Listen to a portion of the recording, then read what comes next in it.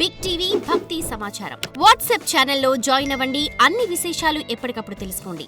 గురుగారు, ఈ గ్రహ బలము అలాగే గ్రహ పీడలు అవతార పురుషులకు కూడా వర్తిస్తాయా? రామచంద్రమూర్తి పుంసాం మోహన రూపాయ, మగవారికి కూడా మోహనం కలిగించేంత అందగాడే, సాక్షాత్తు దైవాంశ సంభూతుడే, కాదు సాక్షాత్తు దైవమే అయినా కూడా మానవుడి వలె జన్మించాడు.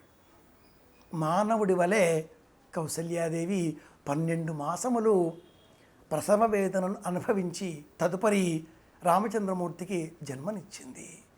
జన్మించినది మొదలుగా శ్రీరామచంద్రమూర్తి అద్దంలో ఆ చంద్రుడిని చూచి ఆనందపడిన ఆ రాజా రామచంద్రుడు, రామభద్రుడు మానవులకు మళ్ళేనే అనేక సందర్భాలలో కైకేయిని దూషించాడు, భరతుడిని దూషించాడు, సుగ్రీవుడిని దూషించాడు.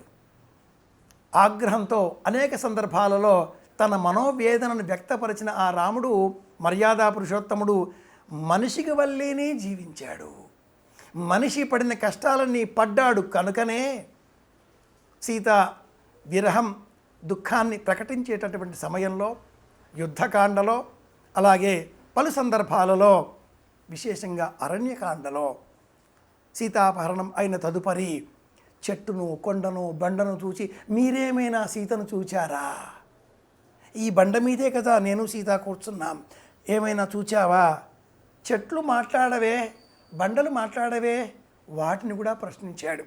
మనిషి మాదిరిగా ప్రవర్తించాడు కనుకనే తన ఇల్లాలిని లోకరక్షణ అనేటటువంటి రాజరిక వ్యవస్థ రాజధర్మాన్ని అనుసరించి నీవు అడిగావు కాబట్టి నేను వచ్చాను, రక్షించాను, నీవు నీ ఇష్టం వచ్చిన దగ్గరికి వెళ్ళవచ్చు.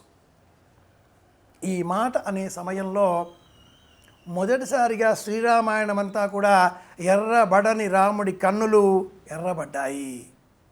మనిషికి మాదిరిగానే ఆగ్రహమా, అభిమానమా, దుఃఖమా, ఉద్వేగమా? అగ్ని సమానురాలైన సీతాదేవి అగ్ని ప్రవేశం చేసే సందర్భం అది. లక్ష్మణా చితిపేర్చు అని సీత అనగానే లక్ష్మణుడు చితిపేరుస్తాడు.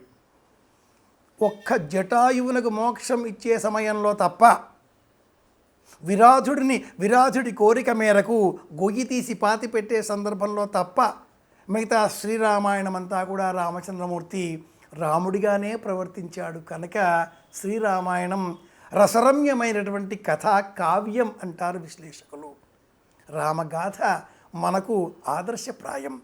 రాముడి గుణగణాలను, సౌశీల్యాన్ని మనం స్వీకరించి రామరాజ్యంలో ఉన్నవారిగా మనం ప్రవర్తించాలి అంటే రాముడిని మనకులాగానే మనం సంబోధించాలి. కనుకనే మన ఇంట్లో చిన్నారి బాలబాలికలకు స్నానం చేయించే సమయంలో చెట్టు చివరి చెంబు నీరు వీపులో పోసి శ్రీరామరక్ష అనేవారు తెలుగువారు మాత్రమే. రాముడు మనవాడు కాబట్టి రామాలాలి మేఘశ్యామాలాలి అనే అన్నమయ్య పాటలు ఇంటింటా పాడుకునేవారు కనుక ఆ రాముడు మనలాగానే. శ్రీరామ రాస్తాం కాబట్టి మనలాగానే రామచంద్ర ప్రభు నీవే కలవు తండ్రి అంటాం కనుక రాముడు మనకు మాదిరిగానే. రామా రామా రామా చెబితే అర్థం చేసుకోవా?